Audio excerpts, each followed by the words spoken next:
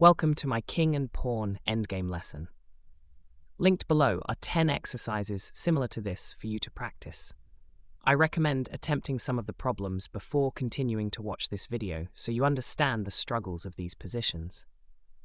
Additionally, if you want us to take a look and analyze any of your games on this channel, comment the PGN below.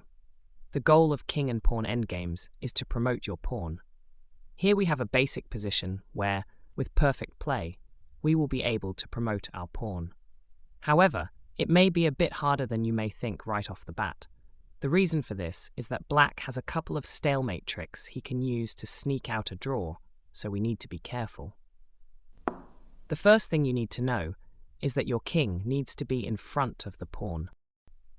Should you be in line with or behind the pawn, Black can force you to stay behind the pawn, which becomes a problem when you get your pawn up to the end of the board because of Black's stalemate tricks we mentioned. That might look something like this.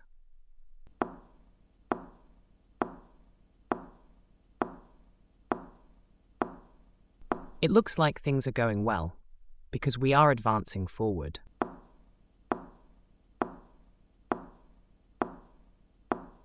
We got our pawn to the 7th rank successfully, but here comes Black's trick. White has only one move, which can defend the pawn. So we must move there. However, now Black has no moves, and he is not currently under attack. This is stalemate and is a draw. Now we know we want the king to be in front of the pawn. Next, we need to learn how to advance the pawn while keeping our king in front of it. There is an important concept called opposition. Opposition is a situation where two kings stand on the same rank, file, or diagonal and have an odd number of squares between them, and the player not having the move is said to have the opposition. In this case, we will focus on direct opposition, which is where the kings are facing each other with one square in between. The player who just moved across from the king is the one who has the opposition. In this case, the kings are directly across from each other, and Black was the player who just moved, so he is considered to have the opposition. More often than not, in King and Pawn Endgames, it is beneficial to have the opposition. The reason why is because when you have the opposition, you form an impassable wall, and the enemy king is unable to advance. So is White in trouble here? Luckily no, because he can pass his turn without moving his king away. This makes it so he was the one who moved last and claims the opposition. This is done with g3. Now White has claimed the opposition, forming an impassable wall.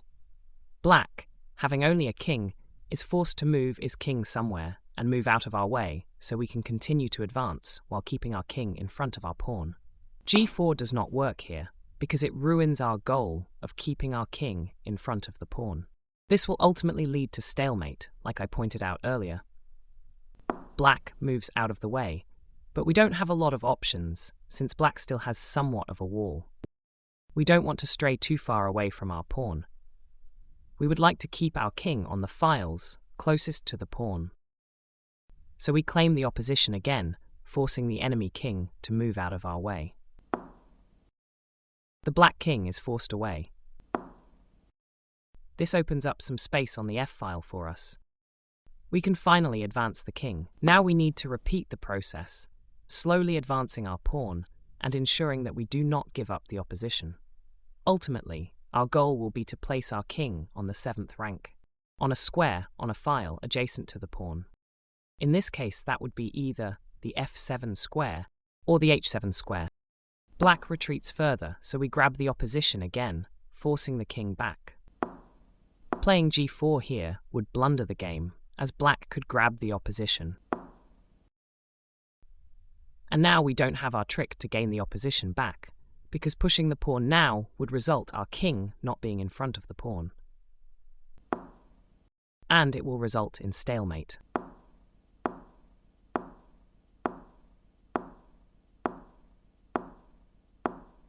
So we continue with our plan to push the king forward. We can finally start pushing our pawn forward. Before pushing your pawn up to your king like this, make a quick check to ensure you will still have the opposition. We are directly opposite the enemy king. and it is not our turn to move, so we have the opposition. Black is forced to move out of the way. Now we want to place our king on the 7th rank on a file adjacent to the pawn we are trying to promote. So we move to f7 and line a protected path for our pawn to travel on. Black has only one move, and we push our pawn instinctively, being wary of stalemate tricks with Black's king in the corner. Here he has none. We finally promote. Checkmate! Now go and give the exercises linked below another go. Remember, keep your king in front of your pawn, get the opposition, and sit your king on the 7th rank on a file adjacent to your pawn. Thank you for watching.